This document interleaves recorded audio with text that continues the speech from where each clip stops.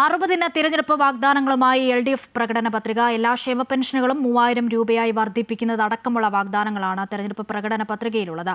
മുഖ്യമന്ത്രിയും LDF നേതാക്കളും അടങ്ങുന്ന വേദിയിൽ കോഴിക്കോട് വെച്ചാണ് പ്രകടന പത്രിക പുറത്തിറക്കിയത്.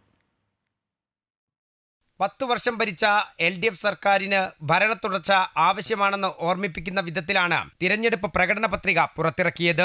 അതിദാരിദ്ര്യമുക്ത കേരളം എന്നതിലൂടെ ലോകത്തിന് മാതൃക കാട്ടിയ സർക്കാർ ഇനി കേവല ദാരിദ്ര്യ നിർമ്മാർജ്ജനമാണ് ലക്ഷ്യമിടുന്നതെന്ന് പ്രകടന പത്രികയിലൂടെ പറയുന്നു. എല്ലാ ക്ഷേമ പെൻഷനുകളും 3000 രൂപയായി വർദ്ധിപ്പിക്കും. എല്ലാവർക്കും പാർപ്പിടം, ആരോഗ്യ ഇൻഷുറൻസ് തുടങ്ങി സാധാരണക്കാരന്റെ ജീവിത നിലവാരം ഉയർത്തുമെന്നാണ് മുഖ്യമന്ത്രി പ്രകടന പത്രിക പ്രകാശനം ചെയ്തുകൊണ്ട് പറഞ്ഞത്. കിടപ്പ് രോഗികൾക്ക് സമ്പൂർണ്ണ പരിരക്ഷ, വിദ്യാർത്ഥികൾക്ക് ക്യാമ്പസ് പ്ലേസ്മെന്റ്, സ്ത്രീകളിൽ 50% പേർക്ക് ജോലിയുറപ്പ്, കേരള ചിക്കൻ മാതൃകയിൽ പോത്ത് ഗ്രാമം, ആട് ഗ്രാമം, മുയൽ ഗ്രാമം പദ്ധതി തുടങ്ങി സകല മേഖലകളെയും പരാമർശിച്ചുകൊണ്ടാണ് പ്രകടന പത്രിക കടന്നുപോകുന്നത്. അതിവേഗ റെയിൽപാത ശ്രമം തുടരും. ജലപാത, water metro, Sabarimala master plan എന്നിവയും പത്രികയിൽ ഇടം പിടിച്ചിട്ടുണ്ട്. പശ്ചിമഘട്ട ഭൂപ്രശ്നങ്ങൾ പരിഹരിക്കാൻ നിയമ ഭേദഗതി വരുത്തും.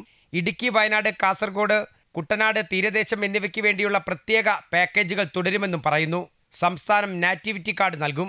വിദേശ സംഭാവന നിയന്ത്രണ നിയമ ഭേദഗതി RSS അവരുടെ ആഭ്യന്തര ശത്രുക്കളെ നേരിടുന്ന രീതിക്ക് ഉദാഹരണമാണെന്ന് മുഖ്യമന്ത്രി പറഞ്ഞു. ഉമ്മൻചാണ്ടി സർക്കാരിന്റെ കാലത്ത് 4 ലക്ഷം വീട് നിർമ്മിച്ചു എന്ന പ്രതിപക്ഷ നേതാവിന്റെ പ്രചരണം തെറ്റാണെന്ന് ആവർത്തിച്ച മുഖ്യമന്ത്രി നിയമസഭയിൽ 4000 വീടുകളുടെ കണക്കാണ് ഉമ്മൻചാണ്ടി അവതരിപ്പിച്ചതെന്നും പറഞ്ഞു. ഞാൻ നുണ പറഞ്ഞതല്ല. 2011-16 കാലത്തെക്കുറിച്ച് ഇങ്ങനെയൊരു തെറ്റായ പ്രചരണം കുറച്ച് കാലമായി നടത്തിക്കൊണ്ടിരിക്കുന്നുണ്ട്. 4 ലക്ഷത്തിലധികം വീട് നിർമ്മിച്ചു എന്നുള്ളത്.